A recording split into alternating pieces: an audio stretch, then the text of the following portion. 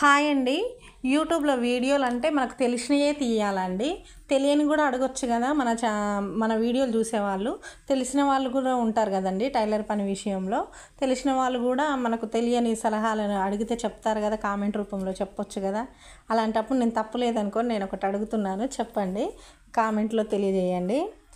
నేను ఈ డాట్స్ కుట్టేటప్పుడు ఏం చేస్తానంటే, అందరూ ఒక్కొక్క కుట్టే వేస్తారండి డాట్ విషయంలో.